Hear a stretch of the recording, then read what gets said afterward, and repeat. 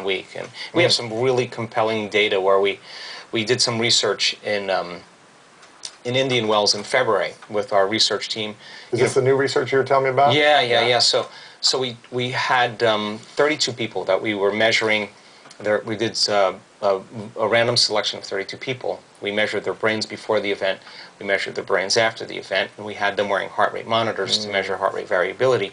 But we partnered with a research team at the University of California, San Diego, and we started measuring these things called exosomes, with cellular vesicles that release genetic material that tell you if the cell is healthy or the body or the cells in a state of breakdown. And so we did the studies. We drew a lot of blood, and we subjected the blood to a whole different variations of different things. Anyway, COVID happened, and the lab closed, and but just before the lab closed, the senior researcher called me up and said, we have some really compelling data. And we saw just a couple people, one in particular, who came in really sick. I mean, the amount of imbalance on a cellular level that he had in his body was dramatic. But then he went from very, very sick in 1 week to like an unbelievable change. And they just never seen anything like that.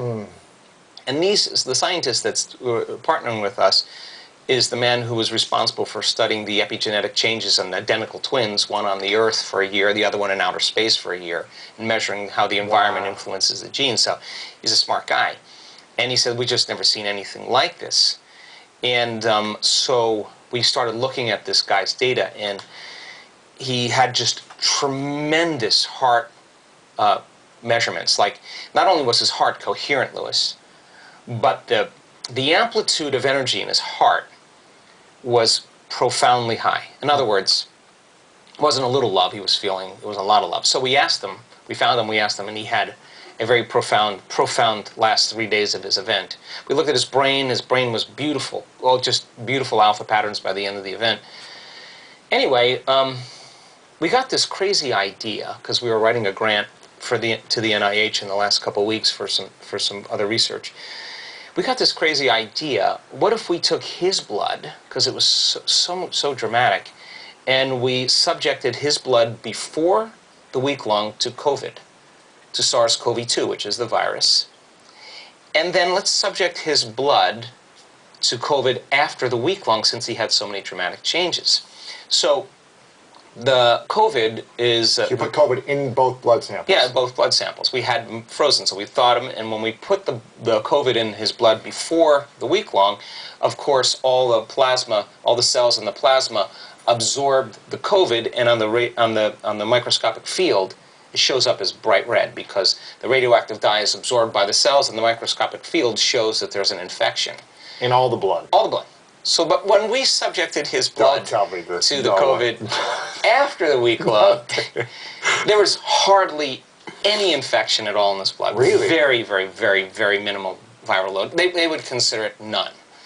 So this is really compelling data, because this guy had so much love from his week-long event that he could not react and respond to his environment the same way.